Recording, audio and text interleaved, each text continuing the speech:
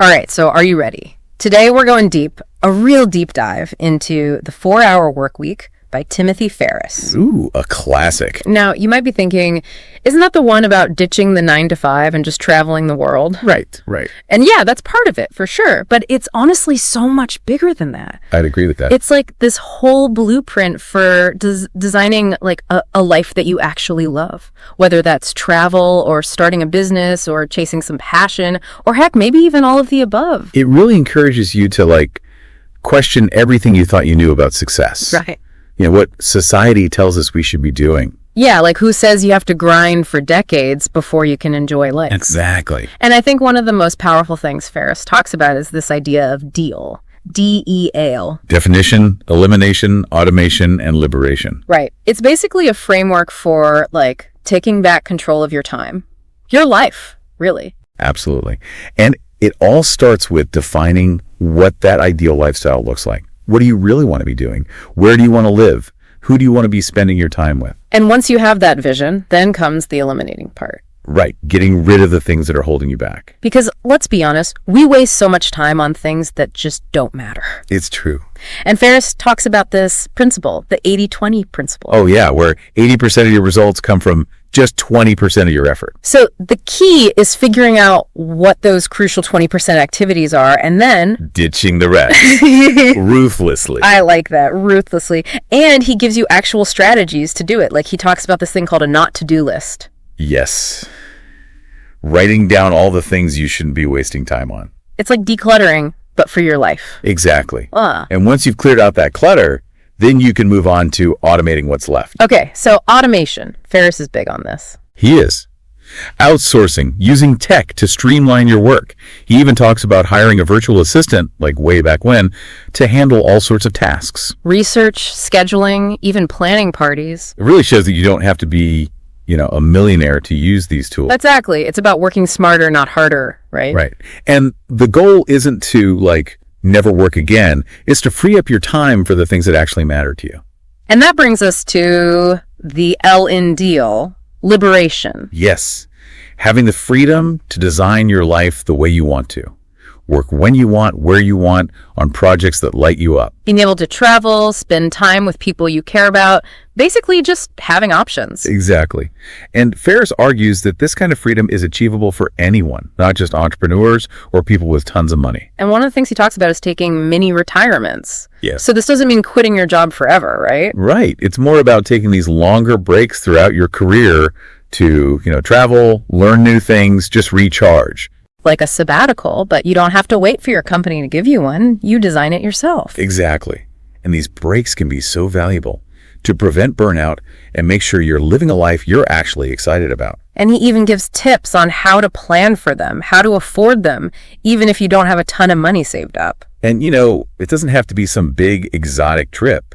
It's about being intentional, creating space for new experiences and reflection. So it could be exploring a new city, taking a class, volunteering, anything that gets you out of your routine and helps you reconnect with what's important. Exactly. And he gives all sorts of examples of people who have done this and how it completely changed their lives. Like I remember that story about the guy who used his mini retirement to learn how to tango in Argentina. Yes. And ended up meeting his future wife. It shows you that when you shake things up, you never know what might happen. But okay, let's be real. Not everyone can just take off for weeks or months at a time, right? True. But Ferriss also gives advice for people who want to make their current work situation better, to negotiate more freedom and flexibility. So even if you're not ready to quit and travel the world, you can still apply these ideas to your job now. Absolutely. Yeah. So let's say you're feeling overwhelmed at work, you want more time for family, hobbies, whatever. Yeah, I think we've all been there. You can start by figuring out which tasks are taking up most of your time. Can any of them be eliminated, automated, delegated? Maybe there are meetings you can skip.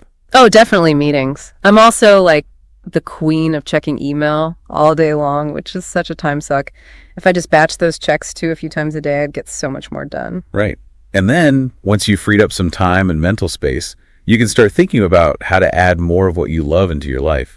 Maybe negotiate a flexible schedule or take on a project at work that aligns with your passions. It's all about being intentional and designing a life that reflects your values. Exactly. And that's where Ferriss's concept of lifestyle design comes in. Breaking free from that work, consume, sleep, repeat cycle. And one of the tools he suggests is the dreamlining exercise. It's basically like vividly imagining your ideal day from the moment you wake up to when you go to sleep. Right. Getting as specific as possible. What are you doing? Who are you with? How are you feeling? The goal isn't necessarily to make every little detail come true. It's about figuring out what really matters to you and working towards that. Exactly. And once you have that clarity, you can start making small changes in your everyday life. Right. Maybe waking up earlier to exercise, spending more time with your kids, or finally starting that hobby you've been putting off. And what I like about Ferriss is that he emphasizes it's okay to experiment, to mess up along the way. It's all part of the process. Now, before we go any further, I want to bring up this example from the book that really stuck with me. The story of Hans. Oh, Hans, the attorney. He was on this fast track to success, but he was truly miserable. It took a skydiving experience for him to realize he was living a life of quiet desperation. I know. It's crazy. He had the great job, the nice car, everything society tells you is success. But he was unhappy. And Ferriss uses Hans's story to show that sometimes the biggest obstacle to achieving our goals is ourselves. We get stuck in routines, let fear hold us back, accept limitations we don't have to. And that's where Deal comes full circle. It's about defining what you want, getting rid of those obstacles, and freeing yourself to live a life that actually has meaning for you. And the 4-Hour Workweek gives you this concrete framework to do just that. It's more than just motivation, it's a practical guide. And even if you don't agree with every single thing Ferriss says, his ideas definitely make you think. They make you question things. And even though the book came out, 15 years ago? Yeah, something like that. It's still so relevant today, especially now with remote work becoming so common and people rethinking their priorities after everything that's happened. That's a really good point. And speaking of remote work, that's something Ferriss dives deep into. He gives tons of advice on how to make it work, even if your company isn't totally on board yet. There are definitely ways to make it happen. But you know what? That's a whole other conversation. Definitely a lot more to unpack there. So for this first part of our deep dive, we've talked about the Deal framework, cutting out distractions, automating tasks, those mini retirements. And really just designing a life that reflects what you want. And we've barely scratched the surface. Oh yeah, there's so much more to come. All right, welcome back to our deep dive into the 4-Hour Workweek. Last time we were talking about how this book isn't just about working less. It's about designing a life that makes you excited to wake up in the morning. Absolutely. It's about having the freedom to do what you love and spend your time in a way that feels meaningful to you. Exactly.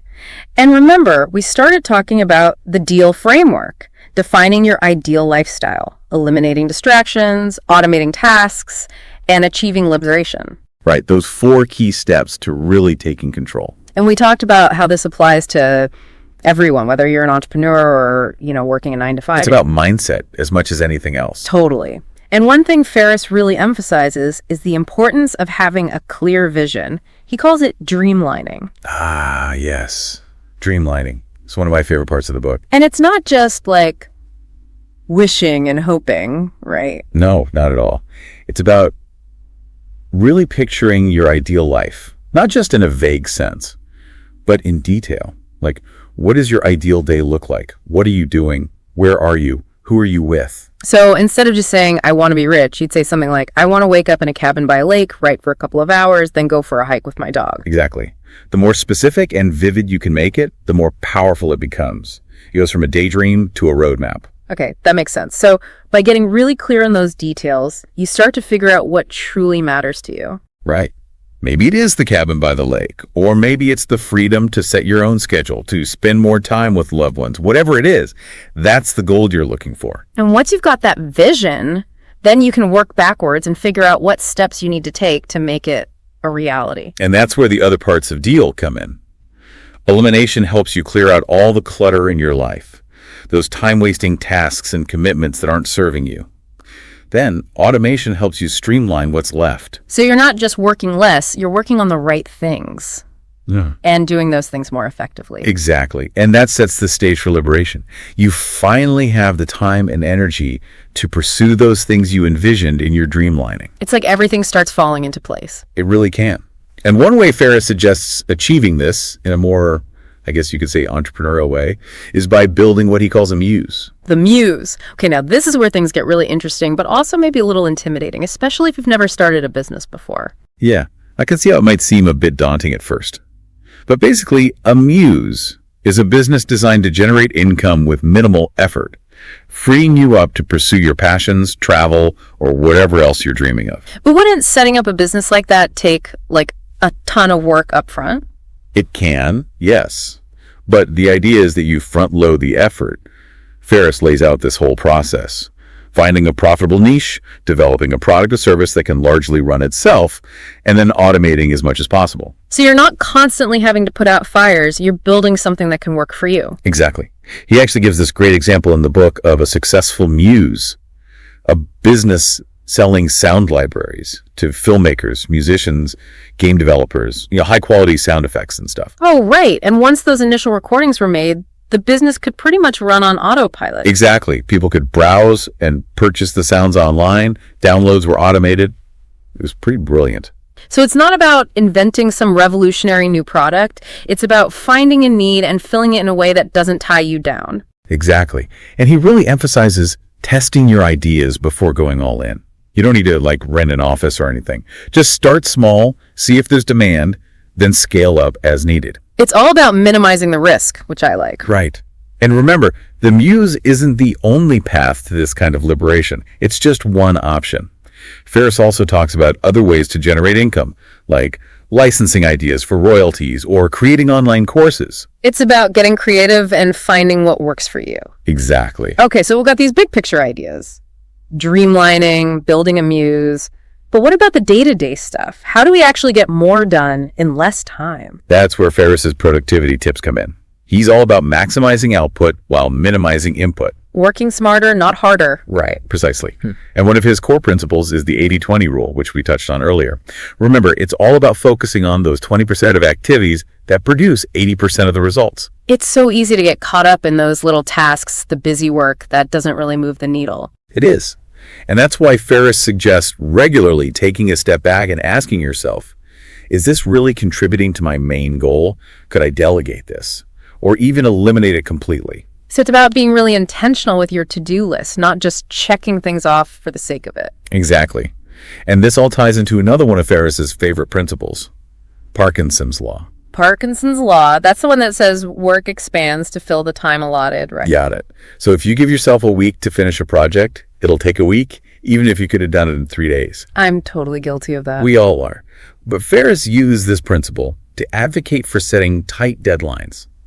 He says it forces you to prioritize and focus on what's essential. It's like creating a sense of urgency, even if it's just for yourself. Exactly. And it's amazing how much more you can accomplish when you have that pressure, even if it's self-imposed. Another productivity tip he talks about is batching similar tasks together. So instead of switching back and forth between writing emails, making calls, and planning social media, I should dedicate blocks of time to each one. Precisely. It helps you get in a flow state. Avoid all that mental drain of constantly switching gears.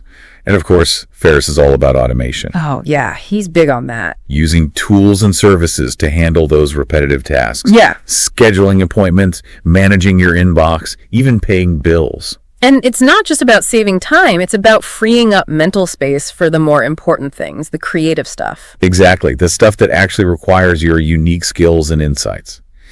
And speaking of freeing up mental space, Ferriss also talks a lot about eliminating distractions.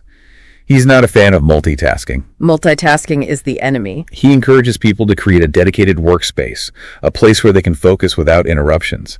He even suggests disconnecting from the internet when you really need to buckle down and get something done. Sometimes you just need to unplug. You do. And it's not just about physical distractions, but mental ones too. He talks about having a system for capturing and processing your thoughts and ideas so they're not constantly swirling around in your head. That's where the not-to-do list comes in again. Exactly. Yeah. It's not just about external tasks. It's about those internal habits and mindsets that drain your energy and prevent you from focusing.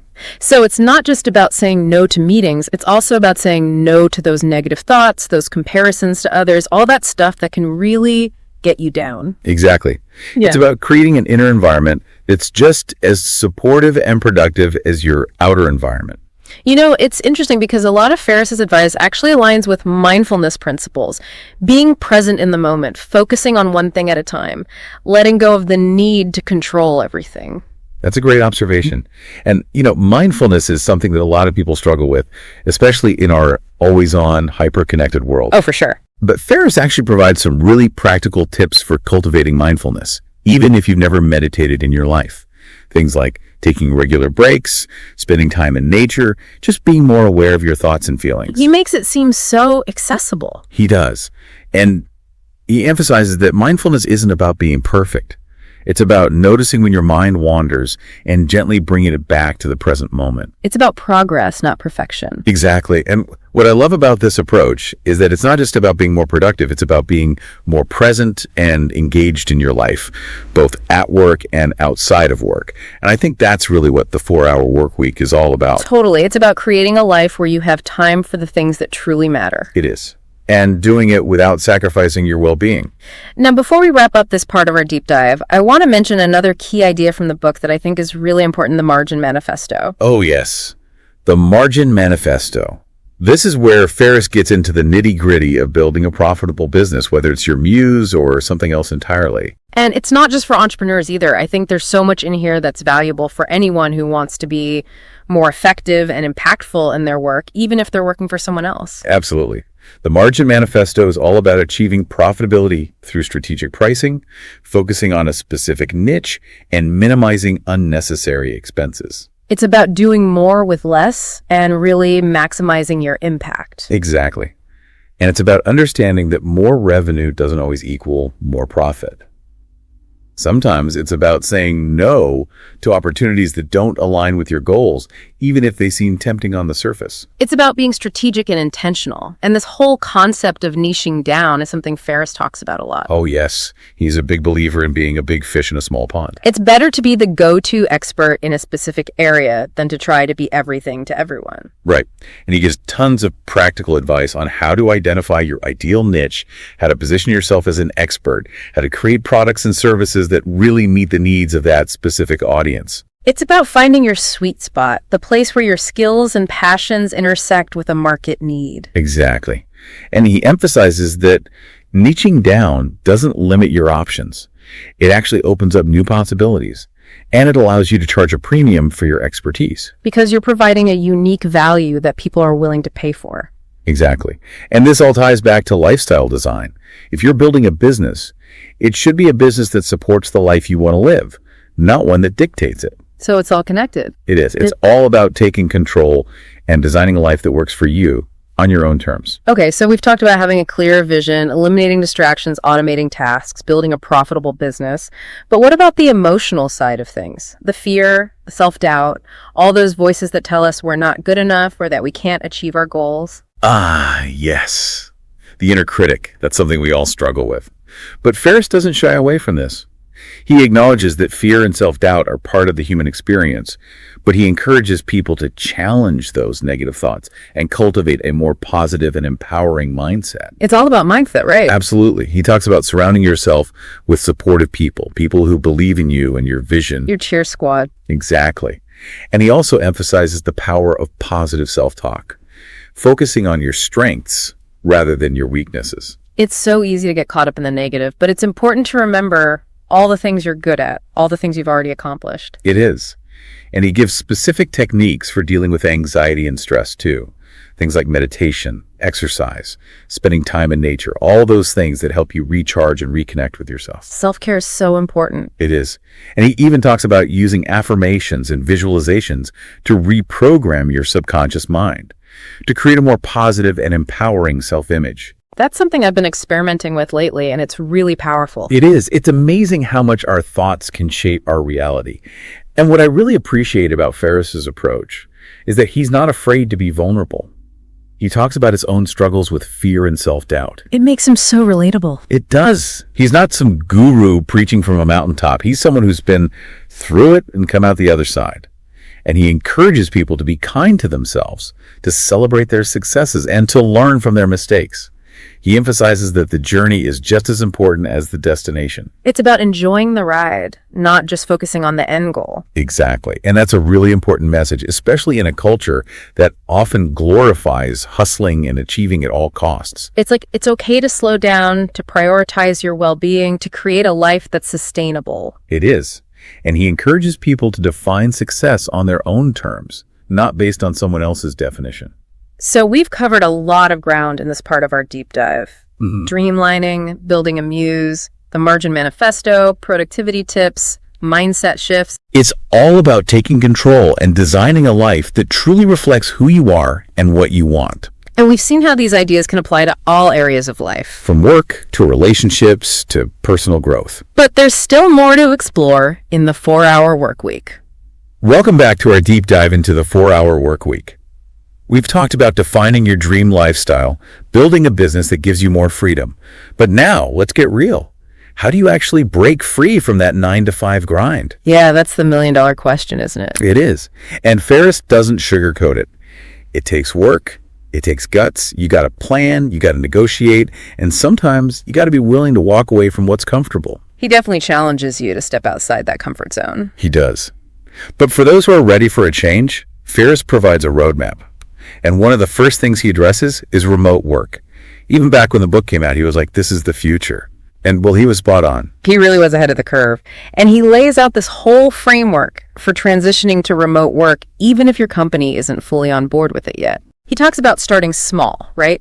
Like maybe negotiating 1 day a week from home, and then gradually increasing it as you prove you can be productive and reliable. Exactly. It's about building trust with your employer, showing them that you can get things done, maybe even be more effective outside of the traditional office setting. And he even suggests proposing a trial period of remote work just to kind of demonstrate how it can work and benefit everyone. It's a great way to show them you're serious and that you've thought it through. And he emphasizes clear communication, like setting expectations with your team so everyone's on the same page. Right. You don't want things to fall through the cracks just because you're not physically in the office. Exactly. And he gives some good tips on setting up a dedicated workspace at home, minimizing those distractions, all that stuff.